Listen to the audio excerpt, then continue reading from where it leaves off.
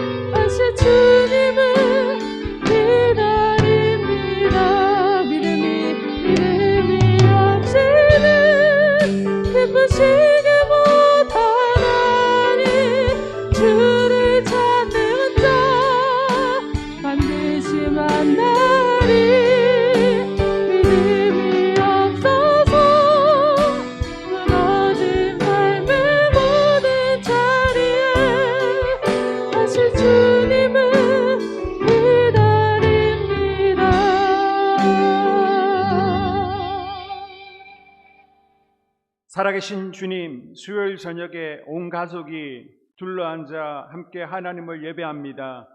이 가정 가운데 하나님의 임재와 영광이 충만하게 임하여 주시옵소서. 오늘도 말씀이 귀에 들려지는 은혜가 있게 하여 주시옵소서. 예수님 이름으로 기도합니다. 아멘. 할렐루야. 각 가정에서 영상으로 예배하는 여러분을 주님의 이름으로 환영하고 축복합니다. 여러분, 코로나 확산에 너무 동요하지 마시고요. 또 과민 반응을 보이거나 불안해하지도 마시기를 바랍니다. 우리가 어차피 코로나와 함께 가야 하니까 감기처럼 당연하게 받아들이시기를 바랍니다. 우리 교회는 성도들의 안전을 위해서 방역에 선제적으로 또 탄력적으로 적극적으로 대처하고 있으니까 여러분 안심하시고 주일 예배에 참석하셔도 됩니다. 혹시 여러분 생활하시면서 기침이나 목부음 또 두통이나 감기 증상이 있는 분들은 꼭 집에서 자가 테스트를 해보시고요. 또 주일날 예배 오실 때는 1층 친교실에 자가 키트가 준비되어 있습니다. 부담 없이 1층 친교실에서 자가 키트 후에 예배 참석해 주시기를 당부를 드립니다. 다가오는 주일 11시 예배 때 교회학교 진급식이 있습니다. 해당자들은 꼭 예배에 참석해 주시기를 부모님들이 챙겨주시고요. 매일 밴더 말씀 묵상과 개인 기도를 통해서 경건 생활을 잘 유지할 수 있기를 바랍니다. 평일날 교회 자유롭게 오셔서 기도하심으로 기도의 불이 꺼지지 않도록 여러분 경건 생활 최선을 다해 주시기를 바랍니다. 그리고 다가오는 대통령 선거를 위해서도 좋은 지도자가 당선될 수 있도록 함께 기도를 모아 주시기를 바랍니다. 이 시간 간사님 나오셔서 말씀 전하실 때 말씀이 귀에 들려지기를 주님의 이름으로 축복합니다. 오늘 하나님께서 우리에게 주시는 말씀은 요엘서 3장 2절과 16절 말씀입니다. 요엘서 3장 2절과 16절 말씀입니다. 제가 봉독하겠습니다. 내가 만국을 모아 데리고 여호사밧 골짜기에 내려와서 내 백성 곧 내 기업인 이스라엘을 위하여 거기에서 그들을 심문하리니 이는 그들이 이스라엘의 나라들 가운데 흩어버리고 나의 땅을 나누었으며 여호와께서 시온에서 불을 짓고 예루살렘에서 목소리를 내시리니 하늘과 땅이 진동하리로다. 그러나 여호와께서 그의 백성 피난처 이스라엘 자손의 산성이 되시리로다. 아멘. 이번 주 선포 말씀 보도록 하겠습니다. 선포 말씀 데살로니가전서 5장 16절부터 18절까지 말씀입니다. 항상 기뻐하라. 쉬지 말고 기도하라. 범사에 감사하라. 이는 그리스도 예수 안에서 너희를 향하신 하나님의 뜻이니라. 헛된 것을 쫓지 않겠습니다. 기도를 쉬지 않겠습니다. 3번 선포하겠습니다. 시작. 헛된 것을 쫓지 않겠습니다. 기도를 쉬지 않겠습니다. 헛된 것을 쫓지 않겠습니다. 기도를 쉬지 않겠습니다. 헛된 것을 쫓지 않겠습니다. 기도를 쉬지 않겠습니다. 아멘. 본문 말씀을 통해 여호사밧 골짜기라는 제목으로 하나님의 말씀을 증거하고자 합니다. 요엘서는 선지서 중 하나인데요. 요엘은 요와 엘의 합성어입니다. 요는 야훼라는 뜻이고 엘은 하나님입니다. 히브리어로는 아도나이 엘로헤이누 우리 하나님 여호와라는 뜻인데요. 이것을 의역하면 여호와는 하나님이시다 라는 뜻입니다.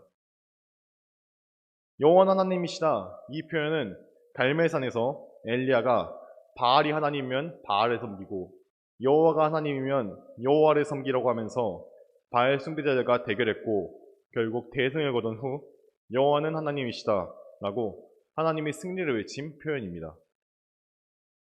우리는 담임 목사님을 통해 주일에 이스라엘이 어떻게 왕정국가로 세워지는지 사무엘상을 통해 사울왕부터 배워가고 있습니다. 암몬왕 나하스를 동경하며 하나님께 구한 이스라엘의 왕정국가는 1대 사울, 2대 다윗, 3대 솔로몬을 끝으로 현재 한반도의 현실처럼 통일왕국이 끝이 나고 분열되어 북이스라엘과 남유다 이 두 나라로 나눠졌습니다. 물론 하나님의 마음은 예루살렘의 수도라는 남유다에 있었습니다. 이는 유다 지파에서 예수님이 오실 거라는 언약의 성취를 위해서도 어쩌면 당연한 것이었습니다. 북이스라엘은 선왕이 하나도 없어 나라 전체가 우상 숭배의 길로 빠져들었습니다. 하지만 하나님은 타락한 북이스라엘을 위해서도 엘리야와 엘리사 등 능력의 선지자들을 보내셔서 그들을 돌이키려 하셨습니다. 하지만 북이스라엘은 하나님께 돌아오지 않고 결국 남유다보다 먼저 아수르에게 멸망당합니다. 이제 하나님은 마음이 급해지셨습니다. 남유다에는 여러분도 아시듯이 여호사밧이나 히스기야, 그리고 요시아처럼 간간히 선한 왕들도 있었습니다. 하지만 남유다의 마지막은 하나님과의 언약을 저버리고 하나님보다 애굽을 의지하고 타락하며 성전에 우상을 드리고 하나님을 인정하지 않으므로 이미 남유다마저 멸망의 수순을 밟아가고 있었습니다. 이때 하나님은 여러 선지자들을 보내셔서 남유다에 하나님의 말씀을 선포하십니다. 이런 선지서들을 보면 먼저 죄를 책망하고 권면하고 위로하고 소망과 비전을 제시합니다. 오늘 읽은 요엘서도 남유다의 멸망 전후의 하나님의 말씀입니다. 그런데 요엘서는 죄를 책망하는 부분이 없습니다. 바로 비참한 상황을 다시 한번 설명하며 위로하는 것으로 말씀을 시작합니다. 죄로 인해 이미 하나님께 얻어맞아서 더 책망할 것도 꾸짖을 수도 없는 암담한 상황까지 와 있다는 것입니다. 요엘서 1장 4절에 보면 팥죽이가 남긴 것을 메뚜기가 먹고 메뚜기가 남긴 것을 느치가 먹고 느치가 남긴 것을 황충이 먹었도다. 이것은 남은 것이 하나도 없는 암담한 상황을 말합니다. 또 1장 9절의 이하에 보면 소재와 전제가 여호와의 성전에서 끊어졌고 여호와께서 수종되는 제사장은 슬퍼하도다. 밭이 황무하고 토지가 마르니 곡식이 떨어지며 새 포도주가 말랐고 기름이 다하였도다. 아멘. 여러분, 메뚜기가 지나가면 남는 것이 하나도 없이 다 먹어버려서 논이며 밭이며 모든 것이 초토화가 됩니다. 이것이 얼마나 암담하고 슬픈 현실입니까? 팥중이, 메뚜기, 황충이 우리의 삶의 풍요와 모든 행복을 다 먹어버려서 물질도 잃고 가정도 잃고 건강도 잃었는데 심지어 예배마저 끊어져 버려 영적으로도 황폐한 상태가 된 것입니다. 우리는 지난 2년 동안 코로나로 인해 이런 암담한 시절을 지나오지 않았습니까? 요엘 선지자는 마지막 환난 날에 포도나무와 무화과나무가 재앙을 당하고 농부들도 슬피 애곡하고 제사장들도 마찬가지요, 심지어 짐승들조차도 울부짖게 된다고 말합니다. 그러나 애곡하는 남유다 백성들만큼이나 우리만큼이나 하나님 마음이 없이 아프고 슬프시다는 것을 기억하라고 합니다. 정성을 쏟아온 하나님의 백성들을 향해 재앙을 내리시는 하나님의 마음을 깊이 헤아리라는 것입니다. 여러분, 이것이 영적 성숙 아닙니까? 우리 한소망교회 위에 하나님의 마음을 깊이 헤아리는 성숙한 성도들이 일어나길 소원합니다. 성숙한 성도들은 이제 국가적 위기를 두고 다시 모여 금식하고 회개해야 한다고 선포합니다. 1장 14절 이하에 보면 너희는 금식일을 정하고 성회를 소집하여 장로들과 이 땅의 모든 주민들을 너희 하나님 여호와의 성전으로 모으고 여호와께 부르짖을지어다. 슬프다 그날이여 여호와의 날이 가까웠나니 곧 멸망같이 전능자에게로부터 이르리로다. 아멘. 이스라엘의 역사를 보면 국가적 위기가 도래할 때마다 전 국민이 금식하며 하나님께 기도했습니다. 사사시대에 베냐민 지파와의 전쟁을 앞두고도 금식 기도를 시행했습니다. 사사기 20장 26절에 이에 온 이스라엘 자손 모든 백성이 올라가 베델에 이르러 울며 거기서 여호와 앞에 앉아서 그날이 저물도록 금식하고 아멘. 사무엘의 주도로 블레셋과의 전쟁을 앞두고도 미스바에 모여 금식하며 회개 기도했습니다. 사무엘상 7장 6절에 그들이 미스바에 모여 물을 길어 여호와 앞에 붓고 그날 종일 금식하고 거기에서 이르되 우리가 여호와께 범죄하였나이다 하니라. 사무엘이 미스바에서 이스라엘 자손을 다스리니라. 아멘. 남유당 여호사밧의 주도로 아람과의 전쟁을 앞두고도 회개 기도하며 금식 기도를 했습니다.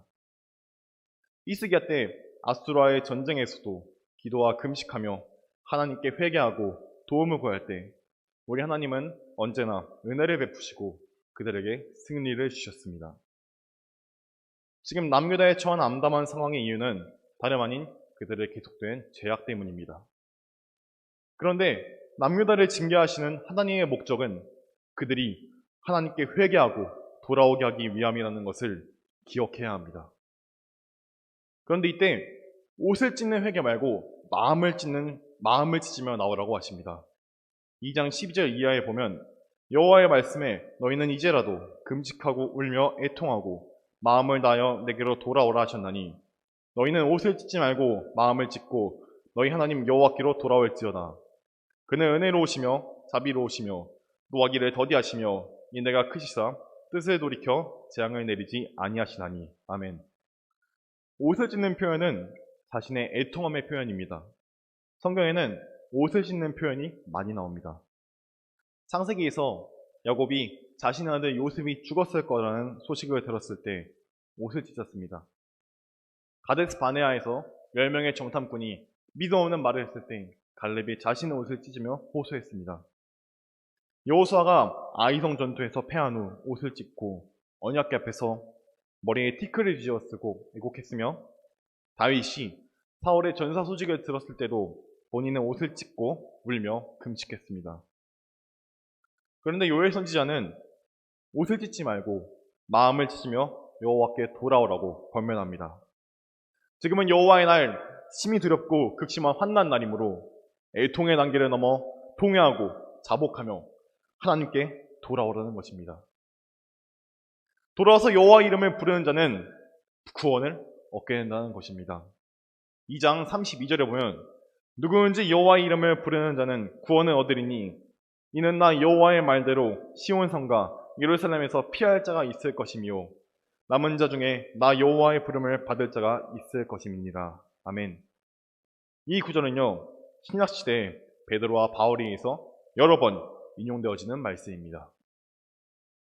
선지자 요엘이 소개하는 금식하고 회개한 자들이 하나님께 받을 복은 대단합니다. 첫째로 하나님은 대적을 물리쳐 주시고 두려움을 없애주실 것입니다.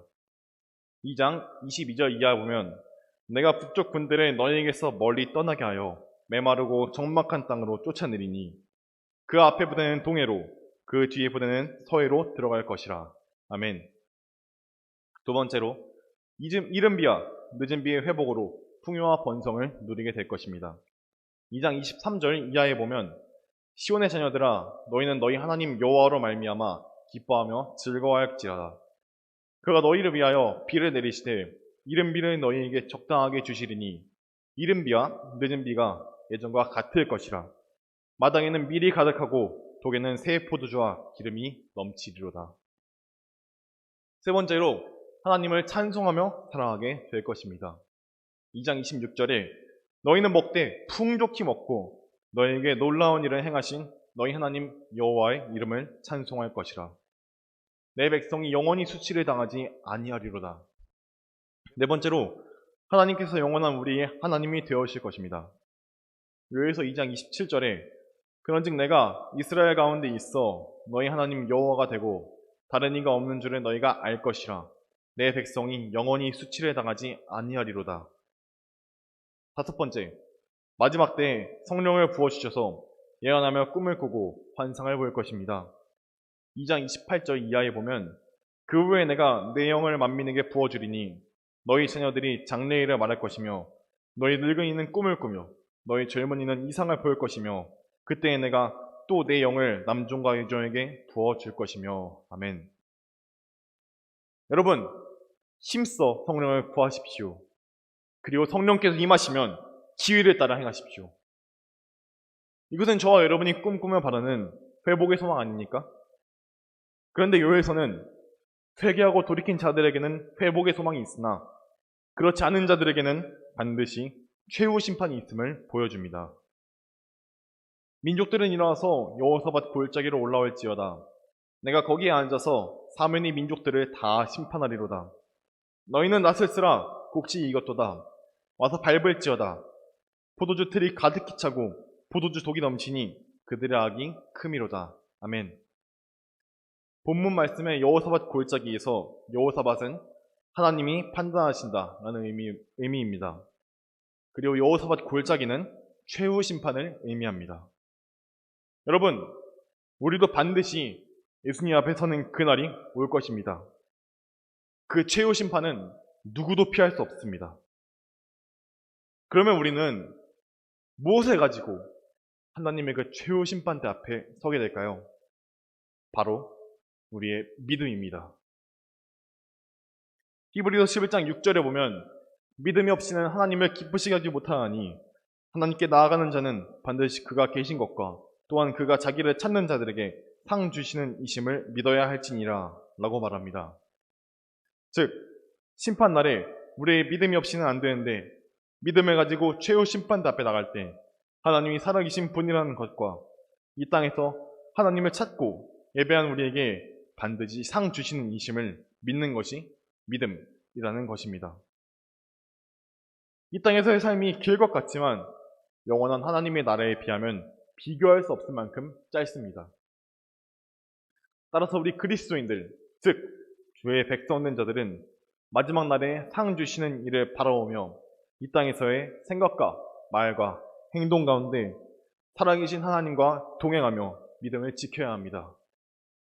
이 소망의 말씀을 붙들고 오늘도 예배의 자리에서 하나님을 기쁘시게 하는 우리 한소망교회 성도님들이 되시길 소원합니다. 기도하겠습니다. 하나님, 코로나가 지속되는 암담하고 제한적인 상황 가운데 믿음의 눈을 들어 주를 보게 하시고 주님의 몸된 교회와 주의 종, 나라 민족을 위해 마음을 찢으며 기도하게 하셔서 우리 교회와 이 나라 위에 하나님의 은혜가 임하게 하여 주시옵소서. 예수님의 이름으로 기도합니다. 아멘. 주기도문으로 예배를 마치겠습니다. 하늘에 계신 우리 아버지, 아버지의 이름을 거룩하게 하시고 아버지의 나라가 오게 하시고 아버지의 뜻이 하늘에서와 같이 땅에서도 이루어지게 하소서. 오늘 우리에게 일용할 양식을 주시고 우리가 우리에게 잘못한 사람을 용서하여 준 것 같이 우리의 죄를 용서하여 주시고 우리를 시험에 빠지지 않게 하시고 악에서 구하소서. 나라와 권능과 영광이 영원히 아버지의 것입니다. 아멘.